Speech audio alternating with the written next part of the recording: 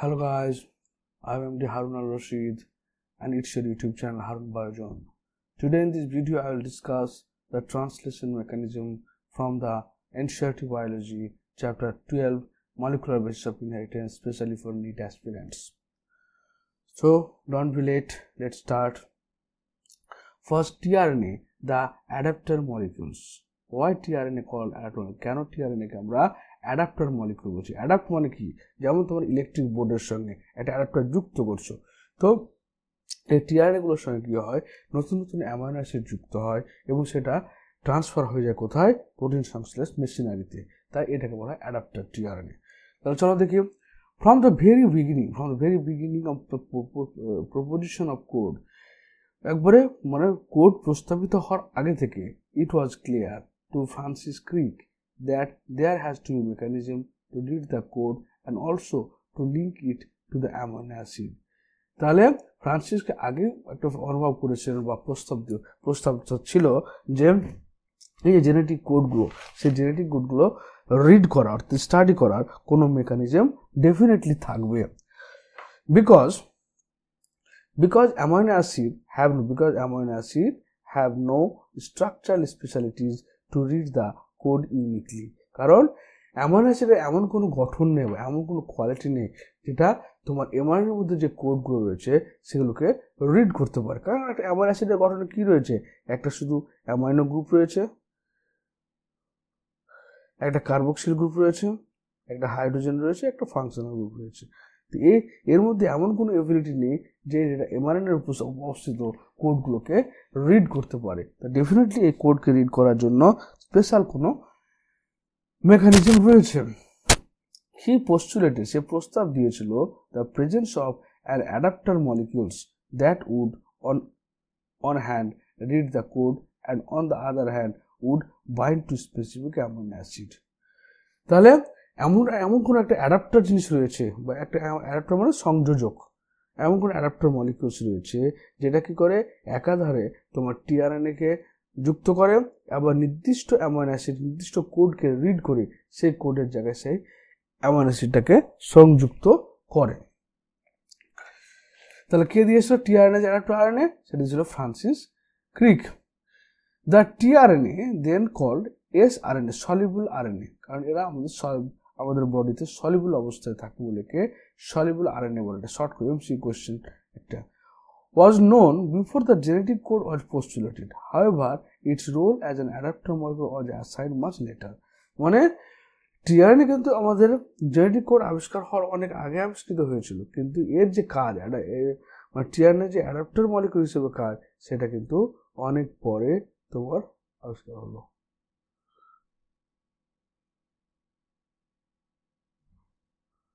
তারপর হচ্ছে কি, tRNA has an anticodon loop. Anticodon loop মানে এটা হচ্ছে tRNA এর অ্যান্টিকোডন লুপ। এই অ্যান্টিকোডন লুপটা কি করছে, এই যেটা এমআরএনএ, ধরেন এটা এই রেড কালার, এটা এমআরএনএ এর মধ্যে যে কোডগুলো রয়েছে, যেমন এখানে AUG কোড, AGE কোডন রয়েছে ধরে নাও। তো AGE কোডনটা এই যে কোডটা রয়েছে, এই কোডটাকে রিড করবে কে? এই কোডটাকে রিড করবে tRNA। tRNA কি ওর, তাহলে অ্যান্টিকোডন সাইডে কি থাকতে হবে? জাস্ট উল্টো নাইট্রোজেন বেস পেয়ার থাকতে হবে, UCA, তবে তো এর মধ্যে হাইড্রোজেন বন্ড ফর্মেশন হবে। এবং এই একদিকে তোমার জেনেটিক কোডকে মানে স্টাডি করলো, অন্যদিকে হচ্ছে এই যে তোমার AGU, এটা কোন অ্যামাইনো অ্যাসিডকে তোমার করছে, রিপ্রেজেন্ট করছে, সে অ্যামাইনো অ্যাসিডটাকে 3' হাইড্রোক্সিল সাইডে যুক্ত করবে। তারপর বলছে that has basis complementarity to the code, তাহলে এটা কোডের সঙ্গে পরিপূরক হলো। and it also has an amino acid acceptor end to which it binds an amino acid। আর এটা কি হচ্ছে অ্যামাইনো অ্যাসিড অ্যাকসেপ্টর এন্ড, তাহলে অবশ্যই অন্যদিকে একদিকে হচ্ছে কি অ্যান্টিকোডন লুপ, এটা কোডনকে রিড করলো, অন্যদিকে হচ্ছে অ্যামাইনো অ্যাসিড বাইন্ডিং সাইট, যেখানে নির্দিষ্ট অ্যামাইনো অ্যাসিডকে বাইন্ড করলো। tRNA আর specific for each amino acid, প্রত্যেকটা অ্যামাইনো অ্যাসিডের জন্য আলাদা আলাদা tRNA তোমার এখানে লাগে, প্রত্যেকটা অ্যামাইনো অ্যাসিডের জন্য আলাদা আলাদা tRNA মলিকিউল তোমার এখানে কাজ করবে। তারপর বলছে কি ফর ইনিশিয়েশন মানে প্রারম্ভিকরণ শুরু হওয়ার সময় there is another specific tRNA that is referred to as initiator tRNA. There are no tRNA for stop codon. There are no tRNA. তাহলে কি বলছে যে এখানে কি বলছে একটা অন্য ধরনের tRNA ইনিশিয়েশন প্রক্রিয়া প্রথমে কাজে লাগে, সেটার নাম হচ্ছে তোমার কি, সেটার নাম হচ্ছে ইনিশিয়েটর tRNA, বা তোমার বলা হচ্ছে কি যেটা স্টার্ট কোডনকে রেকগনাইজ করবে। কিন্তু স্টপ কোডনের জন্য কোনো tRNA থাকে না। আমাদের তিনখানে স্টপ কোডন রয়েছে, UAA, UAG and UGA। এই তিনটের জন্য কিন্তু কোনো রকমের tRNA থাকে না, ওরা কোনো কোড বহন করে না। There are no stop in figure 512 বলছে কি যে the secondary structure of tRNA has been depicted that looks like clover leaf, এবং এই যে স্ট্রাকচার আসলে স্ট্রাকচার এটা দেখতে হবে, এটা ক্লোভার লিফের মতো লাগে। In actual structure the tRNA is compact molecule looks like inverted L, কিন্তু ওর অ্যাকচুয়াল যে স্ট্রাকচার রয়েছে সেটা দেখতে হবে এটা উল্টো সমাধি এল এর মতো দেখায়। হলো, তাহলে একটা tRNA কি রইলো, এখন 3 প্রাইম এন্ডে রয়েছে অ্যামিনো অ্যাসিড বাইন্ডিং সাইট, এবং এদের অ্যান্টিকোডন লুপে রয়েছে কোডনকে শনাক্তকরণ সাইট। একটা হচ্ছে টি সাই লুপ, একটা হচ্ছে ডি লুপ, একটা হচ্ছে ভ্যারিয়েবল লুপ।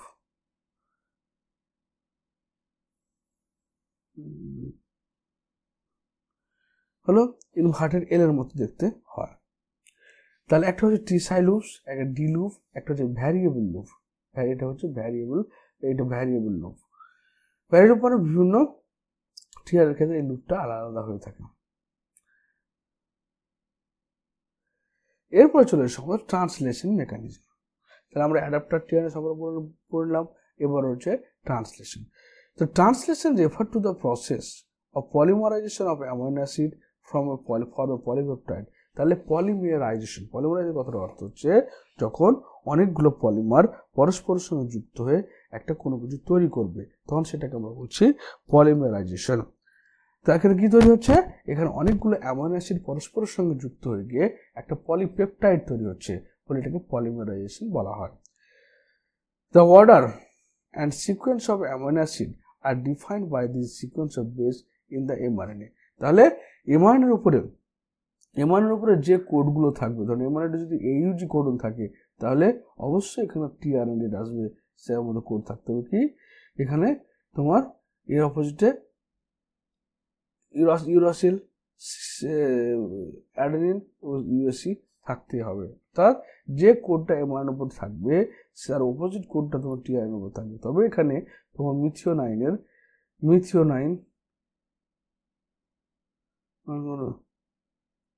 হলো। এরপর হচ্ছে কি দ্য অ্যামাইনো অ্যাসিডস আর joined by bond which known as peptide bond. Amino অ্যাসিডগুলো পরস্পরের সঙ্গে পেপটাইড বন্ড দ্বারা যুক্ত হবে। পেপটাইড বন্ড কি, যে এই ধরনের একটা অ্যামাইনো অ্যাসিড NH3 প্লাস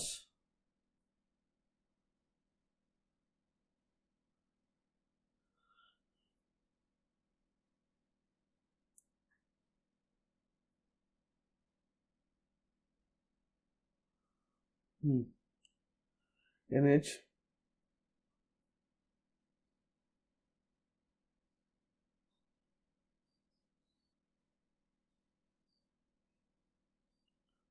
তো এই যে অ্যামাইনো অ্যাসিড, দুটো অ্যামাইনো অ্যাসিড মধ্যবর্তী স্থানে কি রয়েছে, একটা পেপটাইড বন্ড। এই যে এটা হলো পেপটাইড বন্ড, কার্বক্সিল গ্রুপ আর অ্যামাইনো গ্রুপের মধ্যখানে কি রয়েছে, একটা পেপটাইড বন্ড। এই পেপটাইড বন্ডটা ফর্মেশন হবে এবং সেখানে নতুন নতুন অ্যামাইনো অ্যাসিড যুক্ত হবে। Formation of peptide bond require energy, এবং এই পেপটাইড বন্ড ফর্মেশনের জন্য কি লাগবে, এনার্জি রিকোয়ারমেন্ট লাগবে, এটিপি খরচ হবে, এখানে এডিপি ফসফেট তৈরি হবে। Therefore is the first phase itself amino acids are activated in the presence of ATP and linked to the augmented tRNA process commonly. তাহলে তোমাকে বলতে হবে কি যে ফার্স্ট ফেজে কি হচ্ছে, অ্যামাইনো অ্যাসিডগুলো প্রথমে অ্যাক্টিভেট হবে। কার দ্বারা অ্যাক্টিভ হবে, এটিপি খরচ করার ফলে। কারণ যেটাকে আমরা চার্জিং টিআরএনএ বা অ্যামাইনো অ্যাসাইল টিআরএনএ বলতে পারছি। মানে কি, এখানে হচ্ছে যে প্রথম টিআরএনএ নর্মালি আমাদের ব্লাডের মধ্যে রয়েছে, এই টিআরএনএ গুলো কি করবে, প্রথমে একটা নির্দিষ্ট অ্যামাইনো অ্যাসিডকে বাইন্ড করবে 3' হাইড্রোক্সিল সাইটে। কোন অ্যামাইনো অ্যাসিডকে? যে অ্যামাইনো অ্যাসিডটা কোডটাকে রেকগনাইজ করবে। তো এখানে কি করতে হয়? প্রথমে এখানে একটা অ্যামাইনো অ্যাসিড নেওয়া হলো এবং অ্যামাইনো অ্যাসিড এটিপি, একটা এটিপি খরচ করা হলো, এটিপি এমপি প্লাস ফসফেট করছে।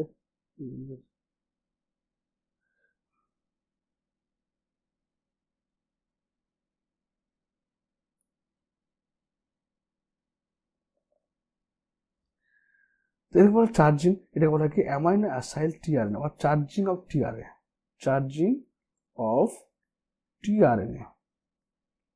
কেন? কারণ এখানে কি হচ্ছে, একটা নতুন অ্যামাইনো অ্যাসিড এটিপি খরচ করে এনার্জি বিল্ড করছে এবং এখানে নতুন অ্যামাইনো অ্যাসিড যুক্ত হচ্ছে। এই জন্য অ্যামাইনো অ্যাসাইল সিনথেটেড টিআরএনএ সিনথেটেড এনজাইমের প্রেজেন্সে টিআরএনএর সঙ্গে এটিপি খরচ করে নতুন অ্যামাইনো অ্যাসিড যুক্ত হচ্ছে এবং যে অ্যামাইনো অ্যাসিড যুক্ত হলো সেই অ্যামাইনো অ্যাসিডের অ্যান্টিকোডনটা এখানে থাকবে এবং অ্যান্টিকোডন কি করবে? এমআরএনএর উপরে সে পার্টিকুলার কোডটাকে, ধরুন এটা হচ্ছে একটা মিথিওনাইন, ধরুন AUG, তাহলে এখানে অবশ্যই কি হবে? UAC হবে এবং ওখানে যুক্ত হবে। তখন কাকে খুঁজবে? ওর উল্টো বেসকে, মানে ও AUG কে খুঁজবে। Clear? If two such charged tRNA are brought close enough, the formation of peptide bond between them would be favored energetically. এবার এখানে যে অ্যামাইনো অ্যাসিড রয়েছে, পরবর্তী আরেকটা অ্যামাইনো অ্যাসিড যখন আসবে তখন দুটোর মধ্যে কি একটা বন্ড ফর্মেশন হবে, তাকে বলা হচ্ছে কি পলিপেপটাইড বন্ড ফর্মেশন এনার্জেটিক্যালি, মানে এই এটিপি খরচ করার মাধ্যমে। The presence of catalyst would enhance the rate of peptide formation, bond formation.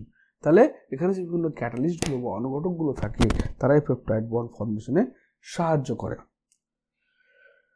আশা করি বুঝতে পেরেছ যে চার্জিং অফ টিআরএনএ আলাদা বলে। চার্জিং অফ টিআরএনএ মানে যখন টিআরএনএর সঙ্গে নির্দিষ্ট অ্যামাইনো অ্যাসিড এটিপি খরচের মাধ্যমে যুক্ত হয় তখন সেটাকে আমরা চার্জিং অফ টিআরএনএ বলি। প্রত্যেকটা টিআরএনএর ক্ষেত্রে চার্জ হতে হবে, তারপরে অ্যামাইনো অ্যাসিডকে নির্দিষ্ট অ্যামাইনোর সঙ্গে যুক্ত করবে।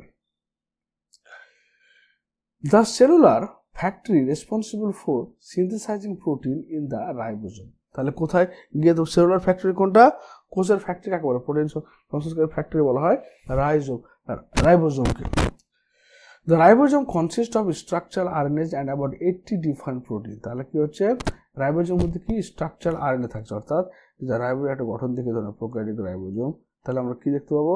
যে এর স্মল সাবইউনিটে 16S রাইবোজোমাল আরএনএ রয়েছে। এখানে তোমার 80, তাহলে এখানে কত হচ্ছে? 25.8S ribosomal RNA.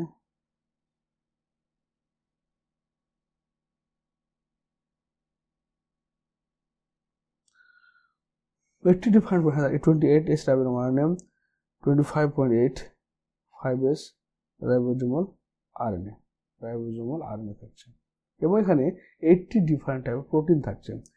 It is inactive state. Normal অবস্থায় কি হয়? রাইবোজোমের দুটো সাবইউনিট পরস্পরের সঙ্গে বিচ্ছিন্ন অবস্থায় থাকে। যখন দরকার পড়ে তখন এরা যখন যুক্ত হয় তখন ম্যাগনেসিয়াম আয়নের উপস্থিতিতে এরা পরস্পরের সঙ্গে যুক্ত হয়ে এটা তৈরি করে।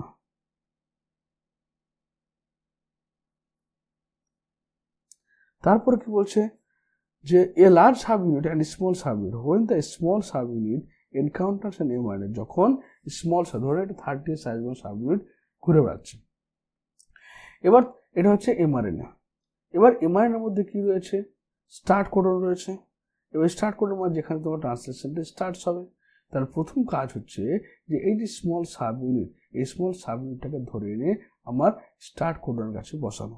কারণ এর পাশে 5 প্রাইম 7 মিথাইল গনোসিন ক্যাপ রয়েছে, এখানে পলিএটেল ফরমেশন হয়ে যাচ্ছে অলরেডি। তাহলে এই 30 সাবইউনিটকে আনার জন্য কি হবে? ওর সঙ্গে IF1 initiation factor 1, initiation factor 2 দুটো, ইনিশিয়েশন ফ্যাক্টর 1 এবং ইনিশিয়েশন ফ্যাক্টর 2 দুটো যুক্ত হবে। যুক্ত হওয়ার পরে তোমার কি হচ্ছে? এই এটা মানে এই small subunit of ribosomal subunit সেটা তোমার কোথায়? এখানে এসে অ্যাটাচ হয়ে গেল, এই যে স্টার্ট কোডন সাইডে এসে অ্যাটাচ হলো। এরপরে কাজ হচ্ছে কি?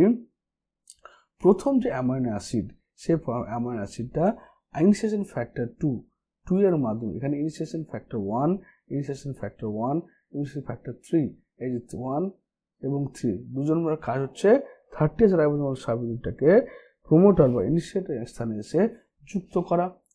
এবং ইনিশিয়াল ফ্যাক্টর 2 এর কাজ হচ্ছে জিটিপি খরচের মাধ্যমে একটা টিআরএনএ কোডটা থাকবে যুক্ত হলো। এরপর এর কি করলো, তোমার এর সাইডে যুক্ত করলো, তিনটে সাইড থেকে বলছি পরে। তাহলে যুক্ত হওয়ার ফলে এখানে কি হলো, তারপর কি হলো, এটা যখন যুক্ত হলো তাহলে প্রথম হলো 30 ribosomal subunit initiation factor 1 initiation factor 2 এর মাধ্যমে 3 এর মাধ্যমে ইনিশিয়েশন ফ্যাক্টর 2 কি করলো, জিটিপি খরচ করার ফলে নতুন একটা মিথিওনাইন টিআরএনএ কে এসে যুক্ত করলো। কারণ এখানে কি রয়েছে, এখানে আমার রয়েছে AUG। ক্লিয়ার? এরপরে কি করলো, জিটিপি হাইড্রোলাইসিসের মাধ্যমে আবার একটা 50S রাইবোজোমাল সাবইউনিট এসে যুক্ত করলো। তাহলে ভাবো কতগুলো জিটিপি খরচ হচ্ছে এখানে, একটা জিটিপি, 3খানা জিটিপি খরচ হয়ে গেল শুধুমাত্র একবার 30S কে আনতে গিয়ে, একবার 50S কে আনতে গিয়ে, একবার তোমার টিআরএনএ আনতে গিয়ে। তারপর তৈরি হলো এখানে ইনিশিয়েটর কমপ্লেক্স। তাহলে ইনিশিয়েটর কমপ্লেক্স যদি কি কি অংশ নিয়ে তৈরি যদি পরীক্ষায় আসে, তাহলে কি লিখবে, যেখানে একটা এমআরএনএ থাকে, সেখানে 30 রাইবোজোমাল সাবইউনিট থাকে, সেখানে ইনিশিয়েটর টিআরএনএ বা যেটা স্টার্ট কোডন থাকে, এবং তোমার থাকছে কি, থাকছে একটা 50S ribosomal subunit. The process of translation of the mRNA to protein begins. এরপর কি হয়, ট্রান্সলেশন mRNA থেকে প্রোটিন তৈরি হওয়ার যে পদ্ধতি, সেই পদ্ধতিটা স্টার্ট হয়ে যাবে। There are two sites in the large subunit for subsequent amino acid to bind, thus be close enough to each other for the formation of peptide bond. তারপর হচ্ছে কি, the ribosome also acts as catalyst 23S ribosome RNA in bacteria, the ribosome for the formation of peptide bond.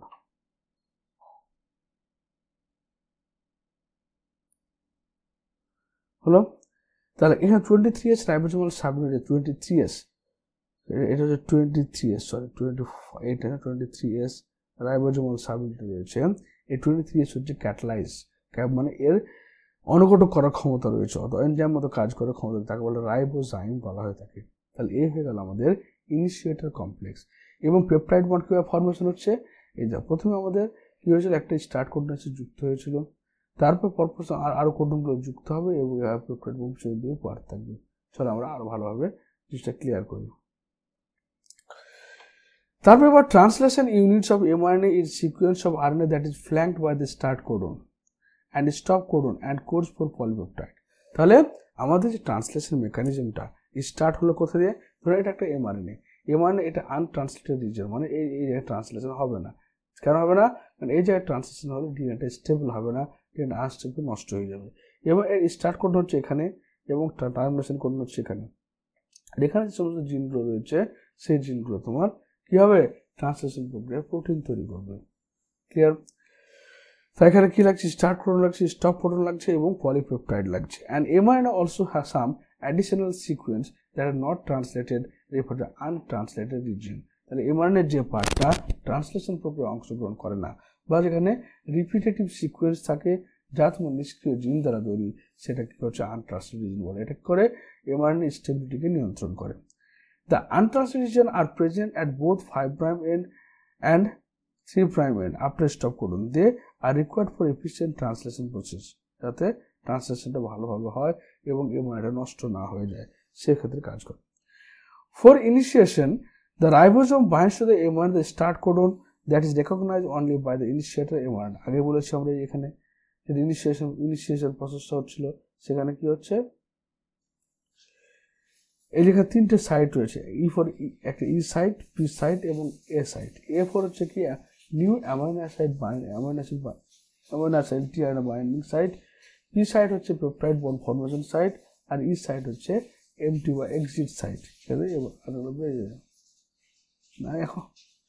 তারপর হচ্ছে কি, the ribosome proceed to the elongation phase of protein synthesis. তারপর কি হচ্ছে, এখানে যখন তোমার পি সাইটে নতুন অ্যামাইনো অ্যাসিড যুক্ত হয়ে গেল, তখন আরেকটা নতুন অ্যামাইনো অ্যাসিড এবার ইলংগেশন শুরু। ইলংগেশন মানে এই যে mRNA বরাবর তোমার রাইবোজোম, এই যে তোমার রাইবোজোম সেটা স্থির থাকবে এবং mRNAটা এবার একটা করে কোড বরাবর সামনের দিকে এগোতে থাকবে, একটা করে কোড বরাবর তোমার সামনের দিকে এগোতে থাকবে। যেমন এরপরে কি হয়, ইলংগেশন প্রস্তুত হবে। ইলংগেশন ক্ষেত্রে EFTU, কি করে জিটিপি খরচ করার ফলে ওখানে যেমন ইনিশিয়েশন ফ্যাক্টর 2 তোমার জিটিপি খরচ করার ফলে এক নতুন অ্যামাইনো অ্যাসিড যুক্ত করেছিল, এখানে ইলংগেশন ফ্যাক্টর 2 জিটিপি খরচের মাধ্যমে নতুন একটা অ্যামাইনো অ্যাসিডকে যুক্ত করবে কোন সাইডে, সে যুক্ত করবে তোমার এ সাইডে। নতুন যে এ সাইড মানে কি new amino acid binding site হলো। এবার হচ্ছে কি যুক্ত, এখানে দেখো দুটো পি সাইড আর A side, peptide bond formation side আর এ সাইড দুটো কিন্তু ফুল হয়ে গেল।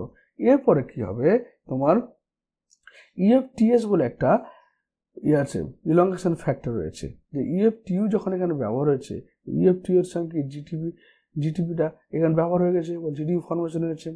এরপরে এই রাইবোজোমটাকে একটা কোডন সামনের দিকে ফরওয়ার্ড করার জন্য, একটা কোডন সামনের দিকে ফরওয়ার্ড করার জন্য ইএফটিইউ থেকে জিটিপিটা বেরিয়ে গিয়ে ইএফটিএস এর সঙ্গে জিটিপি যুক্ত হবে।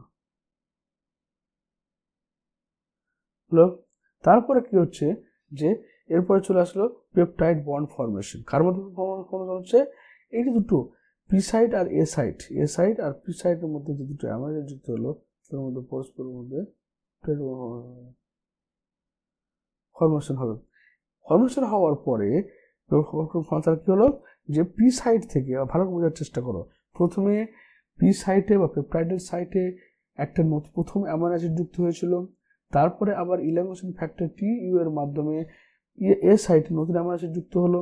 পি এবং এ সাইড ভর্তি হওয়ার পরে পি সাইড থেকে অ্যামাইনো অ্যাসিডটা এ সাইটে চলে আসলো এবং সেখানে একটা পেপটাইড বন্ড ফর্মেশন করলো। এরপরে কি করবে তোমার এখানে পয়েন্টটা কি, এবার ইএফজি ইলংগেশন ফ্যাক্টর জি এর কাজ হবে এমআরএনএকে বা রাইবোজোম আরএনএকে মুভ করানো। কতটা মুভ করবে, একটা করে কোড সামনের দিকে মুভ করাবে। তারপর যখন এটা ইএফজি ইলংগেশন ফ্যাক্টর জি যখন আসলো, এই জি কি করলো তোমার একটা জিটিপি খরচ করলো এবং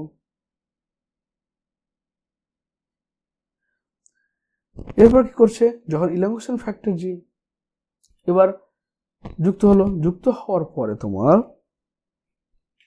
ইলংগেশন ফ্যাক্টর জি একটা জিটিপি খরচ করার ফলে নতুন আরেকটা অ্যামাইনো অ্যাসিডকে তোমার পি সাইটে যুক্ত করবে।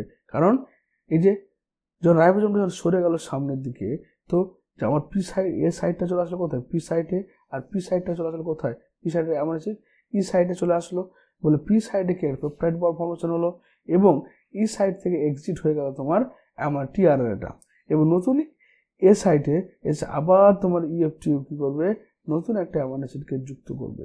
যুক্ত করার ফলে সে পি এবং এ সাইডের মধ্যে পেপটাইড বন্ড ফর্মেশন হবে এবং ফর্মেশন হবে আবার ইএফজি ইলংগেশন ফ্যাক্টর আবার তোমার এমআরএনএটাকে সামনের দিকে এগোবে, যার ফলে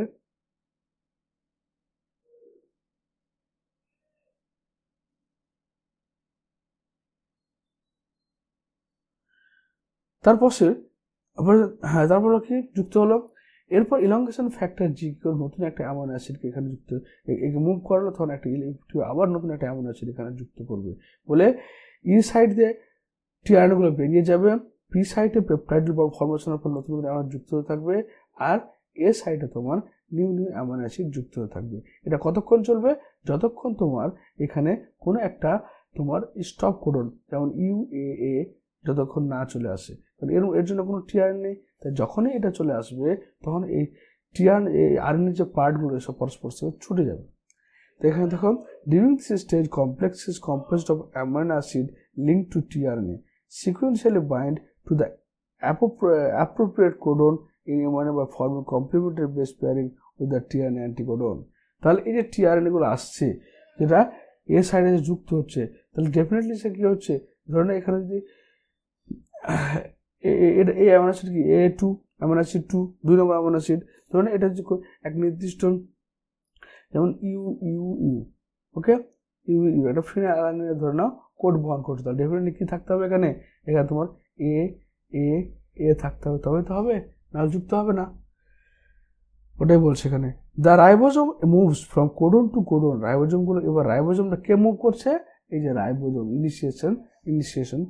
initiator molecule. Ribosome moves from one codon to another codon along the mRNA. তাহলে এমআরএনএটা কিন্তু স্থির থাকছে এবং রাইবোজোমটা একটা কোড থেকে অন্য একটা কোডে মুভ করছে। Amino acid are added one by one, amino অ্যাসিডগুলো একটার পর আরেকটা যুক্ত হচ্ছে, ট্রান্সলেট ইন্টু পলিপেপটাইড, পলিপেপটাইডের সঙ্গে তোমার ট্রান্সলেশন হচ্ছে, তোমার পলিপেপটাইড তৈরি হচ্ছে, sequence dictated by DNA represented by mRNA. At the end, release of polypeptide, release of sequence of dedicated DNA represented by mRNA at the end, release factor. এভাবে চলতে চলতে কি হলো, দেখা গেল কোন একটা স্টপ কোডন এখানে চলে এসেছে, সে ইউএ হতে পারে বা ইউজি হতে পারে, ইউজিও হতে পারে। যখন স্টপ কোডন আসবে তার জন্য কিন্তু কোনো টিআরএনএ নেই, তাই কোনো নতুন অ্যামাইনো অ্যাসিড আসবে না।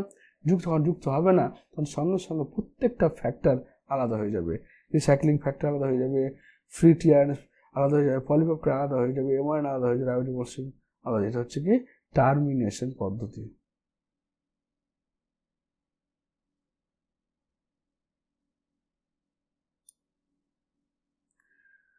হলো। তারপরে পয়েন্ট হচ্ছে কি,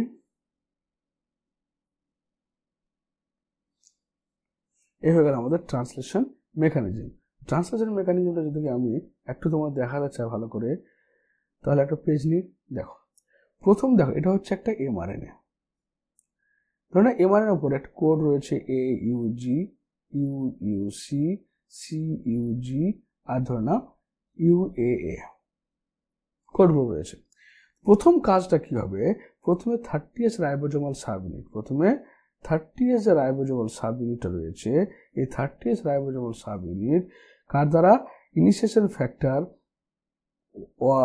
3 আর ইনিশিয়েশন ফ্যাক্টর 1 এর দ্বারা তোমার জিটিপি খরচ করার ফলে, জিডিপি প্লাস ফসফেট, তার ফলে কি করবে, প্রথমে এমআরএনএর 5'7 মিথাইল গুয়ানোসিন ক্যাপ এই রিজনটাকে শনাক্ত করার চেষ্টা করবে, এবং এসে কি করবে, সে যুক্ত করবে কোথায়, এবার যুক্ত হয়ে যাবে। হলো, যুক্ত হওয়ার পরে এবার কি করবে, এখানে তোমার ইনিশিয়েশন ফ্যাক্টর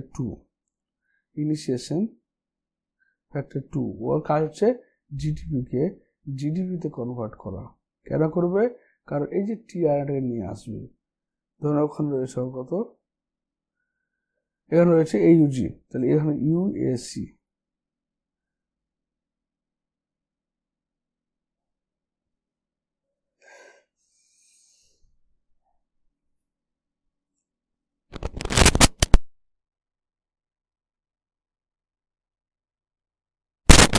এরপর কি হচ্ছে, এই আনার পরে এই যে এমআরএনএ কি ছিল, আমার কোড ছিল AUG, ছিল AUG, এখানে UUC, CUG এবং UAA। ইনিশিয়েশন ফ্যাক্টর 2 ওটাকে যখন নিয়ে আসলো, তো আমার আগে দেখতে পেয়েছি কি, আমি এখানে আমার যুক্ত হয়ে গেছে, এমআরএনএ যুক্ত হয়ে গেছে, এখানে আমার 30 রাইবোজোমাল সাবইউনিট যুক্ত হয়েছে। এবার কাজটা হচ্ছে কার, এবার কাজটা হচ্ছে আমার ইনিশিয়েশন ফ্যাক্টর 2, যেটা কাকে নিয়ে এসছে, একটা মিথিওনাইনকে নিয়ে এসছে, সেই মিথিওনাইনটা যুক্ত হয়ে যায় তোমার এই জায়গাটাতে UAC-তে, যেখানে একটা মিথিওনাইন রয়েছে, মিথিওনাইন। এরপরের কাজটা হচ্ছে ইলংগেশন, এটা হয়ে গেল ইনিশিয়েশন। এরপরে কি হচ্ছে, এরপরে যে লার্জ সাবইউনিটটা রয়েছে, সেই লার্জ সাবইউনিটটাকে নিয়ে আসবে কে, তোমার লার্জ সাবইউনিটটা এসে তোমার যুক্ত, এটা হচ্ছে জিটিপি খরচ করার ফলে, জিটিপি খরচ করার ফলে আসবে, জিটিপি খরচ করার ফলে জিডিপি প্লাস ফসফেট যুক্ত হওয়ার ফলে এখানে তোমার চলে আসবে কে, যুক্ত হয়ে যাবে, যেখানে তোমার AUG থাকলো, UUC থাকলো, CUG থাকলো,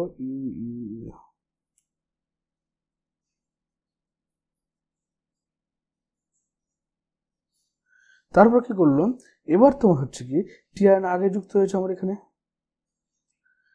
UAC হলো, মিথেন যুক্ত হয়ে আছে। এরপরে কাজ হচ্ছে যে নতুন একটা, এবার হচ্ছে ইলংগেশন প্রসেস।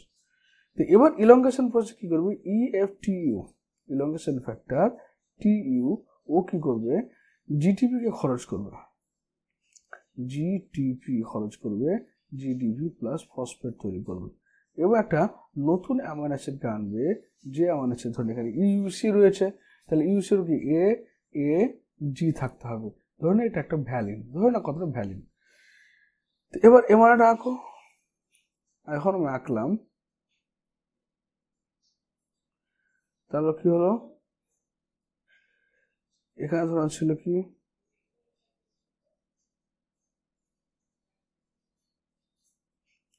এখানে ছিল এ ইউজি, এখানে ইউ ইউসি, এর ইউএসি হয়েছে, এখানে এ এ জি হয়েছে।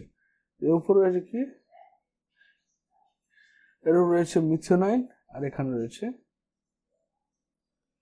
কি বলছে ওটাকে, ভ্যালিন রয়েছে। এরপরে কি করবে, ইএফটি হলো এবার ইএফ ইএফ ইএফটিএস, ইএফটিইউ এর সঙ্গে যে জিডিপি যুক্ত আছে সেটাকে রিমুভ করে ইএফটিইউ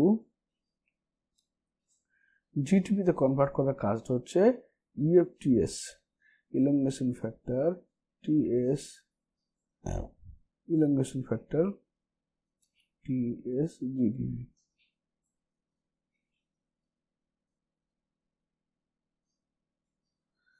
হলো। এরপর কি করছে, এরপরে নেক্সট স্টেপের পর কি হচ্ছে, এটা আবার মুভ করবে। মুভ করে মানে কি, যে এবার এমআরএনএ তো আবার আছেই, যেখানে কি কোড রয়েছে, যেখানে এ ইউজি ইউইউসি সি ইউজি আর ইউএএ। এবার হয়তো এমআরএনএটা কি হলো, মুভ করলো। যখন মুভ করবে তখন কি হচ্ছে, যে এই যে স্টার্ট কোড স্টপ কোডটা ছিল,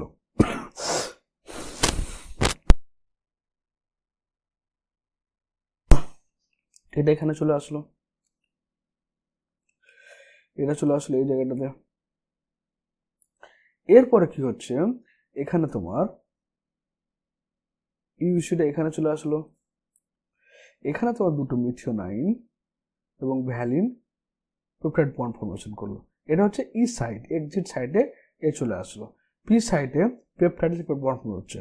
এবার এ সাইডটা ফাঁকা, এবার এ সাইডটা যখন ফাঁকা হলো, একইভাবে তোমার এই যে ইএফটিইউ এর দ্বারা কি করলো, এখানে নতুন একটা অ্যামাইনো অ্যাসিড আসলো, যেটা হচ্ছে তোমার জিএসি। এবার জিএসি এখানে যুক্ত হলো, হওয়ার পর জিএসি যুক্ত হয়ে গেল, এখানে ধরে এটা অ্যামাইনো অ্যাসিডের নাম হলো লিউসিন। ক্লিয়ার।